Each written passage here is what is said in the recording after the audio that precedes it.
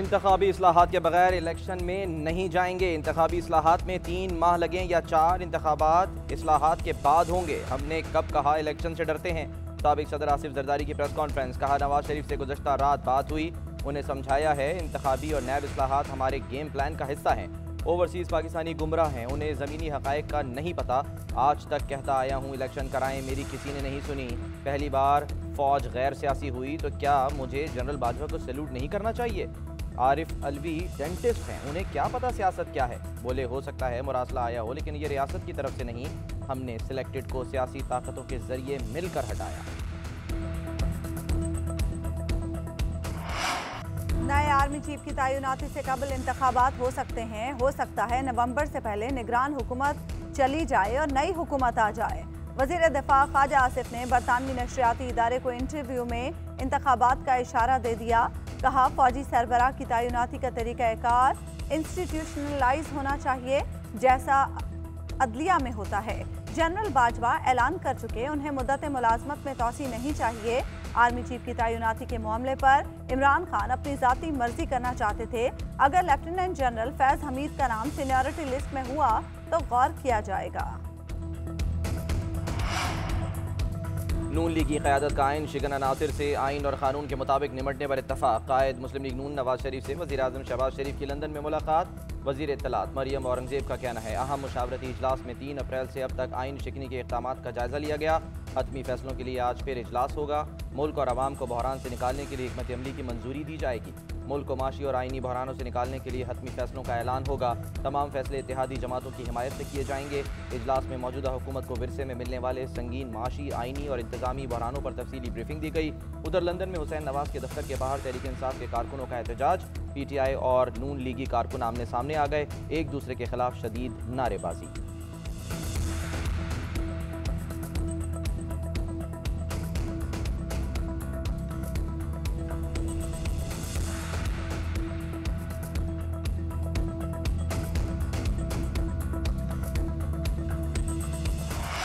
हुकूमत पहले इलेक्शन का ऐलान करे, फिर इंतखाबी इस्लाहात पर बात करने को तैयार हैं। रहनुमा तहरीक इंसाफ और साबिक वज़ीर ख़ारजा शाह महमूद कुरैशी का कहना है मुनहरिफ अराकीन के हवाले से इलेक्शन कमीशन के फैसले से मायूसी हुई। टेक्निकल बुनियादों पर हमें इजाफी दस्तावेजात जमा कराने की इजाज़त नहीं दी गई। बोले शहबाज शरीफ की हुकूमत ने हिंदुस्तान से तिजारत का फैसला किया, इस फैसले से कश्मीरियों की दिल आज़ारी हुई है। बिलावल भुट्टो जरदारी की खामोशी मानी खेज है।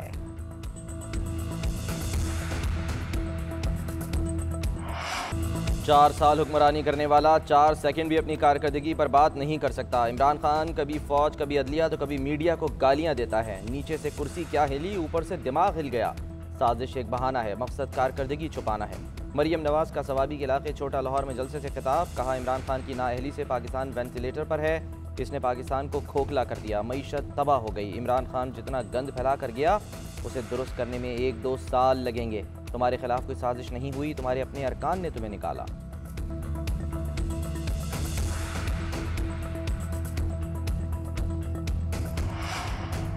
इलेक्शन कमीशन ने PTI के मुनहरिफ अरकान कौमी असम्बली के रेफरेंस का फैसला सुना दिया।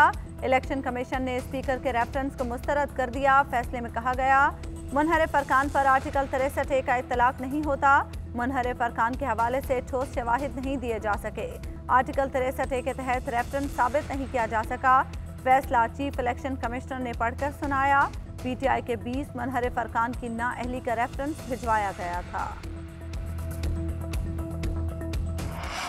इलेक्शन कमीशन नून लीग की B टीम बन चुका। रहनुमा PTI फवाद चौधरी का इलेक्शन कमीशन के फैसले पर रद्द अमल। कहा इलेक्शन कमीशन के इस फैसले को सुप्रीम कोर्ट में चैलेंज करेंगे।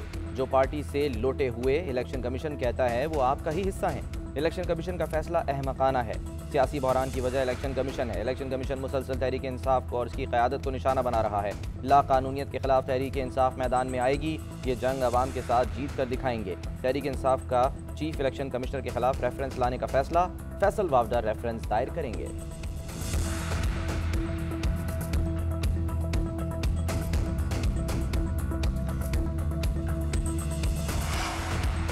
कौमी असम्बली में सदर मुमलिकत डॉक्टर आरिफ अलवी के खिलाफ मजम्मती करारदाद मंजूर। गवर्नर पंजाब की तकर्री से मुतालिक अहकामात गैर आइनी करार। सदर मुमलिकत ने ऐवान सदर के दफ्तर का गैर आइनी इस्तेमाल किया। ये ऐवान उसकी मजम्मत करता है। करारदाद का मतन, कौमी असम्बली में GDA ने करारदाद की मुखालफत की।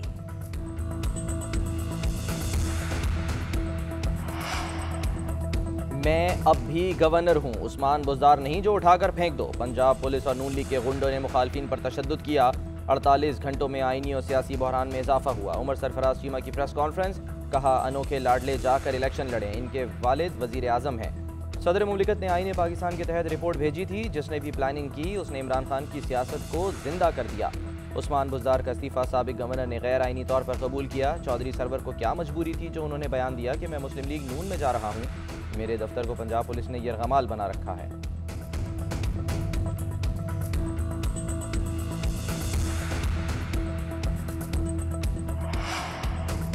उस्मान बुज़दार का इस्तीफा मंजूर हुआ या नहीं, साबिक गवर्नर पंजाब चौधरी सरवर ने उमर सरफराज चीमा की तनकीद का जवाब दे दिया।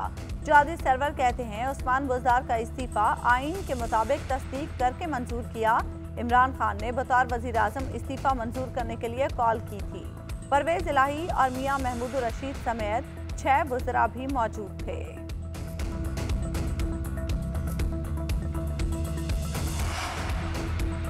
सुप्रीम कोर्ट में आर्टिकल 63A की तशरीह के सदारती रेफरेंस की समाअत आज फिर होगी। गुज़श्ता समाअत पर चीफ जस्टिस ने रिमार्क दिए कि इनहराफ एक बहुत बड़ा नासूर है। 1970 से जो म्यूजिकल चेयर चल रही है इसे ख़त्म होना चाहिए। जस्टिस जमाल खान मंदुखेल ने कहा कि काफली के सरबराह खामोश हैं। काफली के कुछ लोग इधर और कुछ उधर हैं। जिसकी चोरी होती है उसे मालूम होता है। ये क्यों कहते हैं कि सियासतदान चोर हैं? जब तक तहकीकात नहीं की जाती तो ऐसे बयान क्यों देते हैं?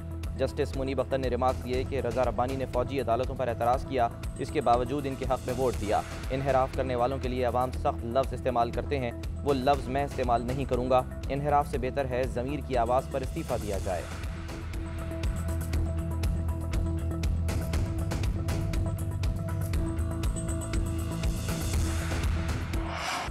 रुपए के मुकाबले में डॉलर की ऊंची उड़ान, इंटरबैंक में डॉलर एक बार फिर महंगा। डॉलर की कीमत में 1 रुपये 24 पैसे का इजाफा, कीमत 190 रुपये हो गई। ओपन मार्केट में 2 रुपये इजाफे के साथ डॉलर 191 रुपये 50 पैसे का हो गया। रवा माली साल डॉलर की कीमत में 32 रुपये 36 पैसे का इजाफा हुआ। डॉलर की कदर में इजाफे से रवा माली साल कर्जों के दबाव में 4000 अरब रुपए का इजाफा हो गया। उधर पाकिस्तान स्टॉक एक्सचेंज में भी कारोबार शदीद मंदी का शिकार। कारोबार के दौरान 1000 से ज्यादा पॉइंट्स की कमी। 100 इंडेक्स 43,000 की नफ्सियाती हद को बैठा। 2.34% गिरावट के बाद इंडेक्स 42,863 पर बंद हुआ।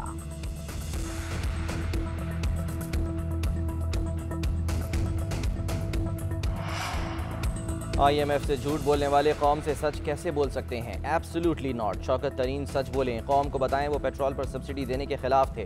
वजीर खजाना मिफ्ता इस्माइल का साबिक वजीर खजाना शौकत तरीन को चैलेंज, बोले गवाह मौजूद हैं। शौकत तरीन पेट्रोल पर सब्सिडी देने के फैसले से लाइल्म थे। वजीर आजम हाउस का एक अफसर इमरान खान का हुक्म लेकर शौकत तरीन के पास आया। शौकत तरीन ने IMF से वादा किया था प्राइमरी बजट 25 अरब का होगा। PTI 1300 अरब का प्राइमरी खसारा छोड़ कर गई।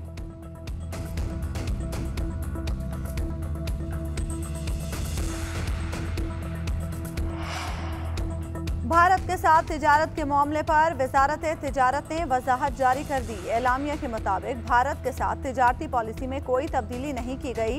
वजारत तिजारत के 46 ममालिक में 57 तिजारती मिशन काम कर रहे हैं। नई दिल्ली में ट्रेड मिनिस्टर का ओहदा 2 दहाइयों से ज्यादा अरसे से मौजूद है।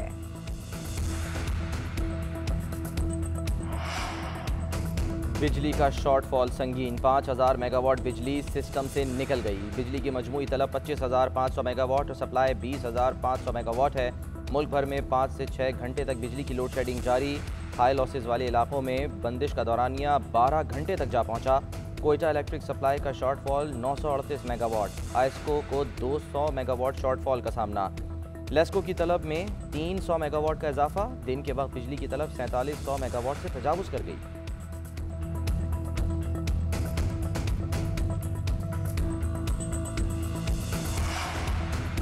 चोलिस्तान में खुश्क साली के साए मंडलाने लगे। नहरी पानी बंद, तालाब खाली हो गए। किल्लत आब की वजह से इलाका मकीन आलूदा पानी पीने पर मजबूर। बीमारियां फैलने का खदशा। GNN के मामला उठाने पर इंतजामिया मुतहरिक। चोलिस्तान में 11 मकामात पर इमरजेंसी कैंप लगा दिए गए। उधर सिंध के तीनों बैराजेस पर पानी की किल्लत ताहाल बरकरार। केंझर झील में पानी की सतह तेजी से गिरने लगी। गुद्दू बैराज में पानी की किल्लत पर SPT कारकुनों का एहतजाज। कहते हैं सिंध और बलोचिस्तान के काश्तकार परेशान हैं। बर वक्त पानी ना छोड़ा गया तो जमीन बंजर होने का खदशा है। चावल, गन्ने और कपास की फसल मुतासिर हो सकती है। इस्लामाबाद हाई कोर्ट में एवन फील्ड रेफरेंस से मुतालिक मरियम नवाज और कैप्टन रिटायर्ड सफदर की अपीलों पर समाअत आज होगी। नैब प्रोसिक्यूटर इम्तियाज सिद्दीकी का केस की मजीद पैरवी न करने का फैसला। इस्लामाबाद हाई कोर्ट में पेशी से माजरत कर ली। कहते हैं नैब को फैसले से आगाह कर दिया है। नैब के दूसरे स्पेशल प्रोसिक्यूटर अजहर सिद्दीक भी आज दस्तयाब नहीं होंगे। अजहर सिद्दीक एडवोकेट का कहना है लाहौर हाई कोर्ट में लार्जर बेंच के सामने पेश होना है। इस्लामाबाद हाई कोर्ट में पेश नहीं हो सकूंगा। नैब से अभी कोई हिदायत भी मौसूल नहीं हुई।